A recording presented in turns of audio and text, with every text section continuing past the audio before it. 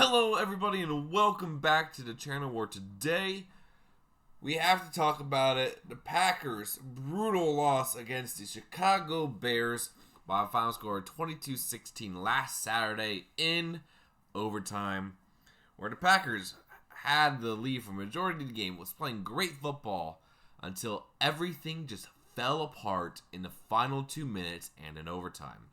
Scoring got started off in the second quarter with a Brandon McManus 26-yard field goal, make it 3-0 Green Bay, and McManus had a 22-yard field goal to make it 6-0 Green Bay at half. But there's plenty of opportunities for the Packers to get even more points. First drive of the game, they went for it on 4th and 1 inside the 10, missed turnover on downs, and the 2 field goals, not great when you want to get touchdowns in this league. In the third quarter, Cairo Santos hit his 46-yard field goal, make it 6-3. Green Bay had Chicago, but with 33 seconds left in the third quarter, Romeo Doubs had a 33-yard touchdown pass from Malik Willis, who came in for Jordan Love, who got knocked out with a concussion on a helmet-to-helmet hit, make it 13-3 Green Bay. Fourth quarter, Santos hit a 51-yard field goal, make it 13-6 Green Bay, and then McManus hit a 28-yard field goal, make it 16-6 Green Bay, and then with 2 minutes left, Carlos Santos hit a 43-yard, make it 16-9, but then on the onside kick attempt, Romeo Doubs completely muffed it, leading to the Bears getting a 6-yard pass from Jade Walker, who was wide open because Keyshawn Nixon decided to, not go cover the corner of the end zone, make it 16-16. And after the Packers went for it on 4th and 1 in overtime with a muff snap, the Bears finished it off on a 46-yard pass to DJ Moore from Caleb Williams, make it 22-16 Chicago. Overall stats, Bears have 420 yards, 384 for Green Bay. Packers had 1 turnover, which was a Josh Jacobs fumble in the red zone, which could have led to even more points for Green Bay and avoid all this mess altogether. 24 first downs for Green Bay compared to 20 for Chicago. Packers 4 penalties for 40 yards compared to 10 for 105 for Chicago. Packers 6 of 12 on third down compared to 2 of 11 for Chicago. 1 of 3 on fourth down, which compared to Chicago's 2 for 3. Big thing. Packers 0 for 5 in the red zone in terms of getting touchdowns. That is unacceptable. If just one of them was a touchdown, this game would be completely different. And then 1 for 2 for Chicago. Time possession 39 minutes for Green Bay compared to 26 for Chicago, including overtime. Yeah.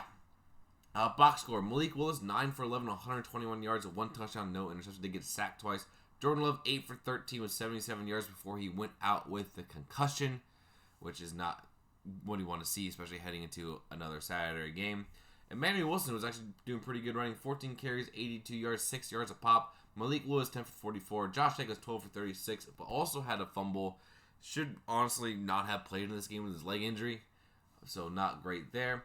Receiving, Doubs, 5 for 84 with a touchdown. Musgrave, 3 for 38. Reed, 3 for 35. Watson, 2 for 17 as well. And John Fitzpatrick left the game with a torn ACL. He is now out for the rest of the season. Be sure you see the Packers bring in another tight end, or they will just keep Josh Wiley and Luke Musgrave, with Darian Kennard being the guy. So Josh Jacobs had a fumble and lost it. Malik Willis and Jordan Love both had fumbles as well. Emmanuel Wilson did recover one of them. Quay Walker, 14 total tackles, 5 solo, 1 tackle for loss, 1 pass deflection. Bullard had a great game, had 1 pass deflection. Hobbs, tackle for loss. McKinney had a pass deflection, which should have been an interception as well. So, yeah, 3 pass deflections, did have 4 quarterback hits. Able to generate some decent pressure on Caleb Williams, but he's just very slippery, so wasn't able to get anything done. Kick returns was okay. No punting for Green Bay, which teams that have not punted this season are now 8-2. Both of those losses are by the Packers. McManus perfect on kicks today, so can't ask more from him. But, yeah, I got some things to talk about. Offense. What the heck has been happening in the red zone these past few weeks? Weren't able to really do anything in the red zone against the Broncos, and now went 0 for 5 on touchdowns against the Bears. Guys, what the heck? Granted, I will say, after Jordan Love went out with injury, Matt LaFleur did call a good game plan for Malik Willis. The Packers were able to move the ball pretty well against this Bears defense, but again, unable to get points when it mattered. A couple of 4th down conversions did not go their way, which cost them points. Josh Jacobs fumbling in the red zone cost them points, and selling for field goals instead of touchdowns cost them this game as well. Run game was actually doing really, really well. 192 yards on the ground So good job, especially Emmanuel Wilson having a great game there. Receiving was solid. I mean, Romeo Doubs, up until he muffed the onside kick, was having a great game, his best game in a long time. And then, yeah, we'll get into the special teams later. The defense, they did their job very well for the vast part of this game. They really made Chicago's run game not that effective.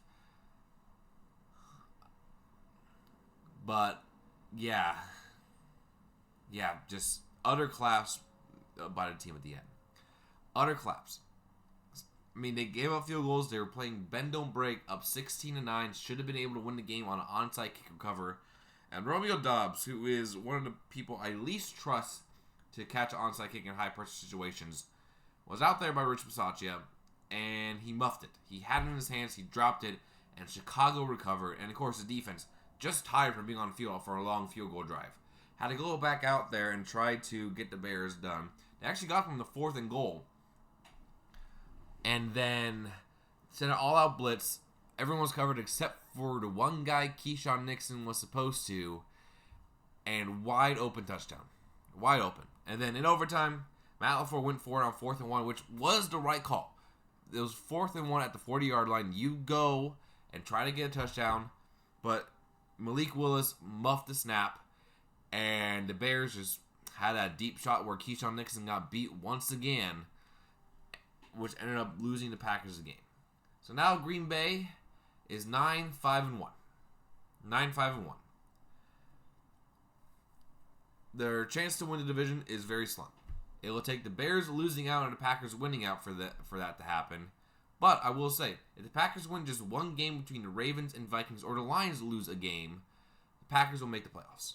So what we got to do is against Baltimore, who might not have Lamar Jackson, is just to get healthy, get a victory, and just get into the playoffs. Because once you get into the playoffs, anything can happen. And I will say, I'm looking forward to most likely round 3 against the Bears. Both these games against Chicago, 3 weeks ago against them in Lambeau, and this week in Chicago, have been some of the best football games that this rivalry has had in years. And it is so good seeing it happen. So let me know what you guys think down in the comments below, and I'll see you in the next one. Peace.